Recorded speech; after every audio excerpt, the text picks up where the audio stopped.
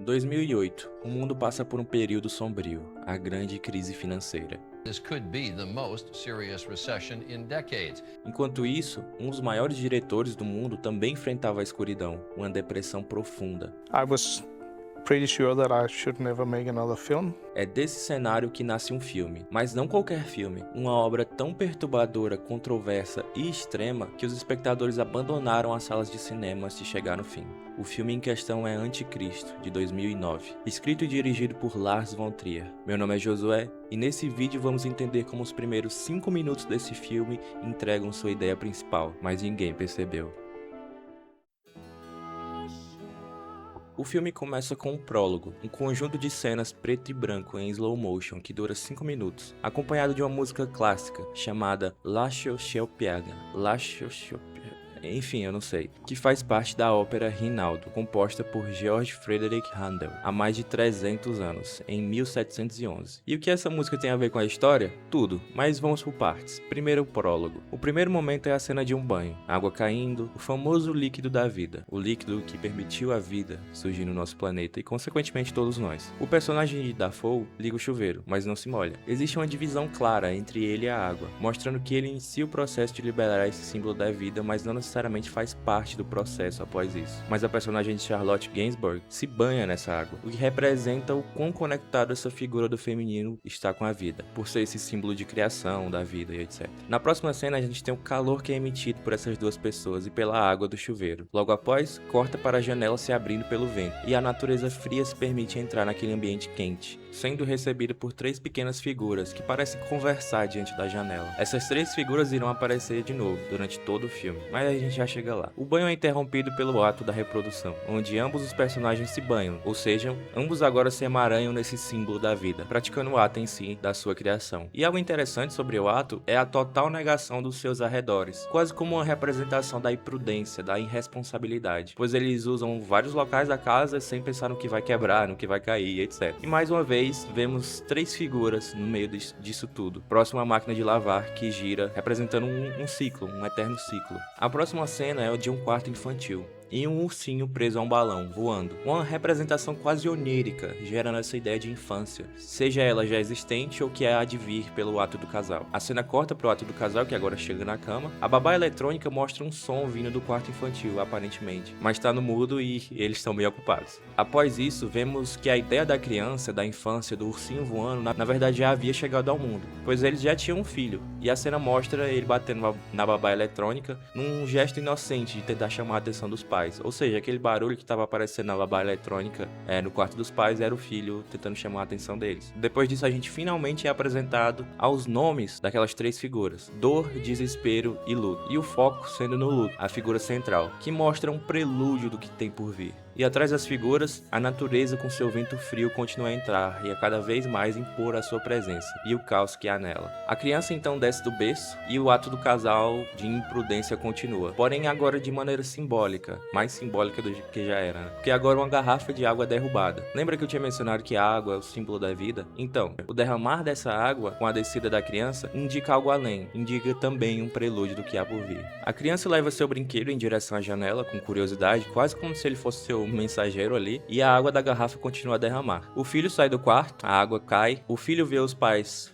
focado em outras coisas, né? E quando desvia o olhar, se depara com a janela aberta e a natureza fria entrando no recinto. E essas 3 figuras continuam recebendo a sua entrada. Figuras essas que ele logo põe de lado e joga no chão, representando que a partir daquele ponto, essas figuras não tinham mais lugar ali, diante da natureza fria, que estava se encaminhando. No meio disso tudo, os cortes entre cenas do casal e cenas da criança se sobrepõem, como 2 lados de uma mesma moeda, de um mesmo momento, criando esse contraste, criando uma certa dualidade. As cenas que tem os pais são escuras, o foco somente neles e em nada do ambiente ao redor, gerando um sentimento quase de egoísmo. Enquanto as cenas do filho na janela, temos que ele é uma parte daquele todo, ele faz parte daquela composição, sem uma separação tão clara quanto na cena dos pais. A criança então observa da janela, mas acaba escorregando e cai lá de cima. A cena de dor é intercalada pela cena de prazer dos pais, e essa troca continua entre as cenas de dor e prazer, entre esse ato da criação de vida feito pelo casal e o ato da morte da criança caindo, tudo entrelaçado. A criança então atinge o chão frio, pondo um fim àquilo tudo e a si mesma, e a cena troca para o casal casal atingindo o ápice da relação, o momento primordial da geração de vida, sobrepondo e contrastando com o ato que acabou de acontecer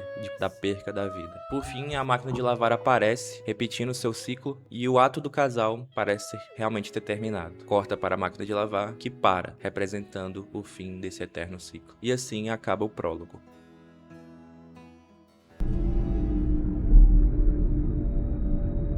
Para entender o que tudo isso significa, precisamos voltar um pouco. Lembra que eu disse que o diretor estava com depressão quando fez esse filme? E que o filme é uma expressão disso? Então, isso se reflete muito na filosofia adotada pelo filme, a filosofia pessimista. A filosofia pessimista é uma corrente filosófica que sustenta que o sofrimento, a dor, a frustração e a insatisfação são aspectos fundamentais da existência humana, frequentemente mais predominantes do que a felicidade ou a realização. Representada por filósofos como Peter Zapf, que é especificamente quem nós vamos focar, tem outros também que eu queria mencionar, como o Thomas Ligotti, que também fala sobre, porém ele tem conexões com Lovecraft, e eu quero abordar isso em um vídeo específico que vai ter mais pra frente. Para Peter Zapf, a maior tragédia do ser humano é o seu surplus de consciência. Segundo ele, nós seres humanos somos seres trágicos, porque vivemos em um paradoxo, que diferente dos animais que não têm consciência da morte, nós temos. Afinal, a única certeza que temos ao nascer é a morte. E sabemos que tudo no fim leva à morte, independente do que a gente fizer nesse intervalo de nascer e até morrer. Tudo leva à morte. Tudo leva a esse único destino. Diante disso, nós, humanos, somos obrigados a buscar fantasias, trivialidades ou coisas do gênero para esquecer essa dolorosa verdade que a consciência nos trouxe. E é aí que mora o paradoxo, porque ao ter consciência, temos consciência da morte, e somos assolados por essa falta de propósito, porque tudo leva à morte. Mas também não conseguimos viver sem essa consciência. Não tem como tirar a consciência. Então, meio que não tem saída, é um paradoxo. E qual é a solução proposta pelo Zapf? Se você achava que não estava pessimista até agora, talvez agora você ache. A solução, segundo ele, é pararmos de nos reproduzir, porque assim iríamos pôr um fim de uma vez por todas em todo esse sofrimento. Ele também defendia a natureza como essa força totalmente indiferente perante os seres humanos. Enfim, com tudo isso posto, acho que a gente já tem material suficiente para conectar o Zapf com o filme do Lars von Trier. Durante todo o prólogo, vemos o ato de reprodução do casal. Casal esse que não tem nome, apenas ele e ela. Ou seja, são a representação, não de alguém específico, mas de toda a humanidade. Todos os homens na figura de Defoe e todas as mulheres na figura de Charlotte. Portanto, não é apenas o casal que deixa o filho cair em um destino fatal. É toda a humanidade permitindo o fim. Permitindo que não haja mais continuação, futuro ou sofrimento. Dando fim ao paradoxo e ao ciclo de continuação da humanidade, representado pela máquina de lavar que para de girar, mostrando que aquele eterno ciclo de procriação chegará ao fim. Ato esse também representado pela água derramada, mostrando a vida indo embora. Isso vai de encontro direto com a solução proposta por Zapf para sair do paradoxo que é ser humano. O fim da humanidade em si. As cenas do casal, quentes, prazerosas, contrastando com as cenas da natureza fria e impiedosa, por si só já dizem muito. Nós humanos, por haver consciência, vivemos nessa busca por atividades que geram prazer, alívio, enquanto a natureza não tem qualquer dever quanto a isso, apenas é. Ou seja, da mesma forma que produz dor, produz prazer, da mesma forma que produz vida, também produz morte, dor e sofrimento. Não porque ela é má, mas porque ela é assim. E para nós isso é algo frio, soa frio, malvado e errado. Durante todo o filme, esse tema da natureza ser na verdade algo que não se importa conosco é abordado. Assim como Zapf acreditava, aqui temos uma natureza que é totalmente indiferente. As três figuras trazem uma simbologia, pois lembram os três magos, que após o nascimento de Jesus levam presentes para ele. Porém aqui, a relação deles não é com o nascimento, pelo contrário, é com a morte. E os presentes que eles trazem não são nada agradáveis. Perceba que, inclusive, há um artifício de linguagem, pois os três magos vêm para ver Cristo, enquanto sua versão contrária seria ver o anticristo. Outro artifício interessante é o nome do garotinho, Nick, que vem do grego Nike, que significa vitória. A morte dele me parece muito uma simbologia da humanidade contra a natureza, o filho, o futuro, a perpetuação da humanidade. Ter um fim pela natureza fria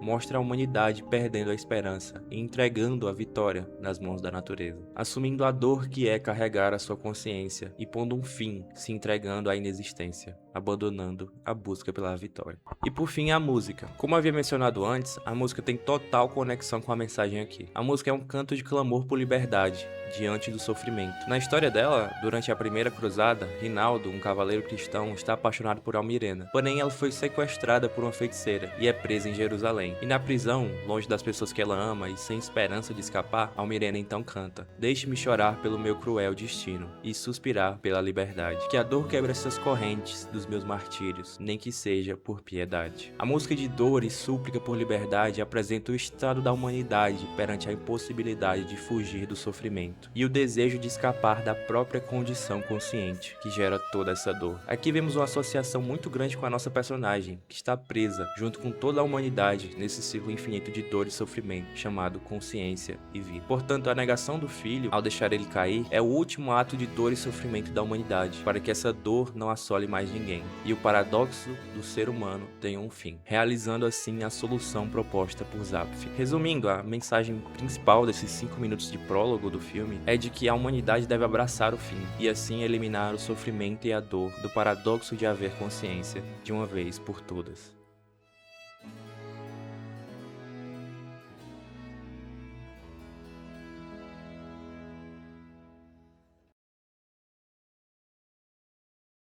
Rapaz, eu avisei que esse negócio é pessimista ao extremo. E pra mim não é essa a visão que eu tenho da vida, tá? E outras pessoas discordam também. Já foi muito discutido toda essa questão da filosofia pessimista e muita gente critica, outros concordam e etc. Mas enfim, esse não é o ponto do vídeo. O ponto do vídeo é falar sobre o filme, não sobre essa filosofia especificamente. Bem, isso foi minha interpretação desse prólogo, então eu sugiro que vocês assistam e tirem suas próprias interpretações. Tudo isso aqui foi minha interpretação. Então, também não leve nada disso aqui assim, como a maior verdade do mundo, tá? Inclusive, vocês podem discordar, concordar, falar se faz sentido, se não faz, se eu tô vendo coisa onde não tem. Se sintam livres para falar qualquer coisa nos comentários em relação aí ao tema. E eu vou ficar muito feliz em conversar com vocês, em discutir o tema com vocês. Esse foi o vídeo, espero que vocês tenham gostado. E se inscrevam no canal para quando soltar de vídeo de novo vocês conseguirem ver. E pretendo fazer sobre o Thomas Ligotti, sobre True Detective, falar um pouco mais sobre todo esse tema também em outros vídeos, em outras obras que abordam ele também. E basicamente é isso. Muito obrigado por terem ficado até aqui. Deixem um like, se inscrevam no canal e até a próxima.